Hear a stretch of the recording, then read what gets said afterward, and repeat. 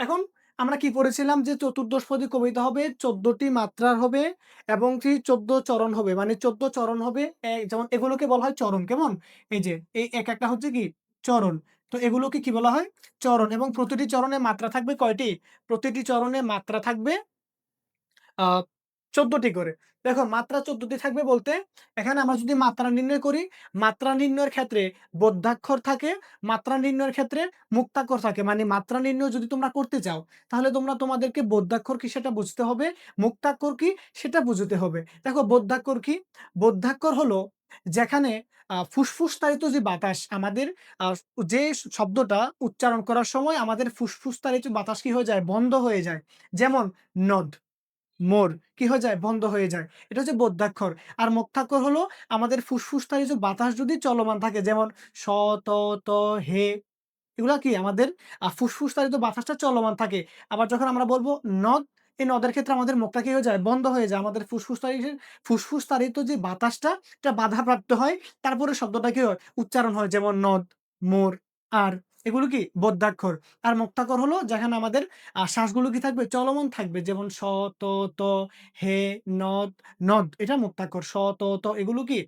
নদ, বদ্যাক্ষর, স, ত, ত এগুলো হচ্ছে মুক্তাক্ষর। আবার এই বদ্যাক্ষরে হচ্ছে বদ্যাক্ষর যখন আমরা নির্ণয় করব, বদ্যাক্ষরে থাকবে এরকমভাবে সোজা দাগ দিয়ে আমরা ২ মাত্রা দিব, আবার ১ মাত্রা দিব। এখন কখন ২ মাত্রা হবে, কখন ১ মাত্রা হবে? মনে রাখবা এই বদ্যাক্ষর যদি শব্দের শুরুতে থাকে, কেমন?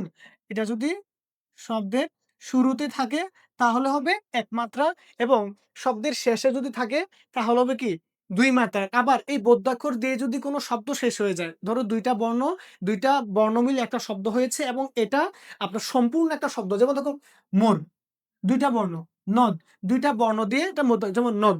আমাদের ফুসফুসতাড়িত বাতাসটা বন্ধ হয়ে গিয়েছে। আবার মোর এখানেও আমাদের ফুসফুসতাড়িত বাতাস কি বন্ধ হয়ে গিয়েছে। তারপরেও শব্দটা উচ্চারণ হয়েছে যেমন নদ, মোর, আর এগুলো হচ্ছে কি বদ্যাক্ষর।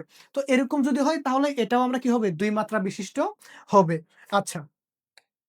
তো দেখো এখন আমরা যদি মাত্রা নির্ণয় করি আর মুক্তাক্ষর সবসময় ১ মাত্রা বিশিষ্ট হবে।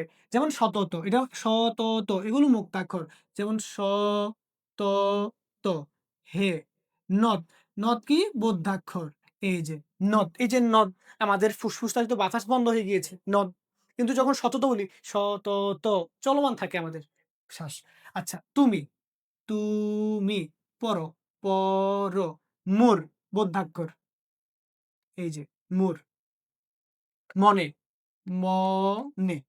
তাহলে দেখো আমরা যদি এখানে গণনা করি ১, ২, ৩, ৪, ৫, ৬, ৭, ৮, ৯, ১০, ১১, ১২, ১৩, ১৪ তাহলে এটা হচ্ছে ১৪ মাত্রা এবং দেখো ১৪ চরণ। এখনো যদি আমরা গুনি যে ১, ২, ৩, ৪ করে এখানে মোট কয়টি আছে? ১৪ টি চরণ আছে। তাহলে সনেট হবে ১৪ মাত্রা এবং ১৪ চরণ বিশিষ্ট। আবার দেখো এই যে ১ম এই ১৪ চরণের মধ্যে এই যে ১ম এই ৮ লাইন, ১ম এই ৮ লাইনকে বলা হয় অষ্টক। ১ম এই ৮ লাইনকে কি বলা হয়? অষ্টক বা অক্টেভ। আচ্ছা, অক্টেভ। আর তার পরের যে ৬ লাইন, এই ৬ লাইনকে বলা হয় শতক। কেমন? ৬ লাইনকে বলা হয় শতক বা ষষ্ঠিক। এই যে ষষ্ঠিক বলা হয়। তাহলে ১ম ৮ লাইনকে বলা হয় অষ্টক এবং পরের ৬ লাইনকে কি বলা হয়? ষষ্ঠিক। আবার এই ১ম ৮ লাইনে কবি কি করেন? ১ম ৮ লাইনে তিনি তার ভাবের অবতারণা করেন। কি করেন? ভাবের অবতারণা। ভাবের অবতারণা। আর এখানে কবি কি করেন? তার এই যে ভাবের যে পরিণতি, ভাবের পরিণতি ৬ এর মধ্যে তিনি কি করেন? উল্লেখ করেন। আচ্ছা। তারপরে দেখো এখন আমরা যে এখানে পড়েছি যে অন্তমিল, অন্তমিল কি হয়? ক, খ, ক, খ, ক, খ, খ, ক, গ, ঘ, গ, আ ঘ, গ, ঘ। আচ্ছা এই অন্তমিল কি? দেখো অন্তমিলের সহজ এটা কঠিন কিছু না। অন্তমিল কি? মানে শেষের মিল। যেমন আমরা যদি এখানে তাকাই যেমন ম, নে, লে, নে। দেখো প্রত্যেকটা লাইনের শেষে আছে কি? নে, লে, নে, লে, নে, লে, লে, নে। এই সবগুলো কি? আপনার অন্ত। শেষের যে মিল এটাকে কি বলা হয়? অন্তমিল। তাহলে নে, এই নে হলো ক। আচ্ছা, এই লে, লে হলো খ। এই নে হলো ক। এই লে, লে হলো খ, এই নে এটা হচ্ছে আবার ক, আবার লে খ, আবার হচ্ছে লে। তো যেহেতু এই লে খ, এই লেও কি হবে খ, লে হলেই খ। আর নে এটা গ। এবার দেখো যত নে সবগুলা নেতে আমরা কি করেছি, এই যে নে, নে, তারপরে নে, কি করেছি আমরা এগুলাতে কি হবে গ, এটা ক হবে ক। কেমন?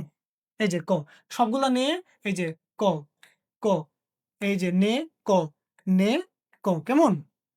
আচ্ছা, তারপরে দেখো এটা হচ্ছে কি বলা, এটা হচ্ছে অষ্টকের যে অন্তমিল ক, খ, ক, খ, ক, খ, খ, ক। এটা হচ্ছে অষ্টকের অন্তমিল।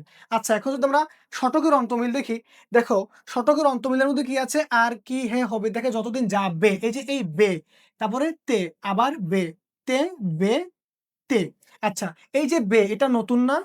এখানে আমরা নে লে পেয়েছি, তো নে ধরেছি ক, আর লে ধরেছি খ, এই অষ্টকের মধ্যে। আর শতকের প্রথম যে অন্তমিল সেটা আমরা কি দিয়ে শুরু হচ্ছে বে, তারপরে নতুন একটা আমরা অন্তমিল পেয়েছি শতকের মধ্যে। তো এখন কি হবে, এই বে হবে এই গ। আবার দেখো তে, এটা হচ্ছে নতুন অন্তমিল, এটা হবে ঘ। আবার বে, গ, আবার তে, ঘ, আবার বে, গ, আবার তে, ঘ। এটা হচ্ছে এই অন্তমিল। দেখো বে, গ, বে, গ, বে, গ, আবার তে, ঘ, তে, ঘ, তে, ঘ। এগুলো হচ্ছে কি অন্তমিল।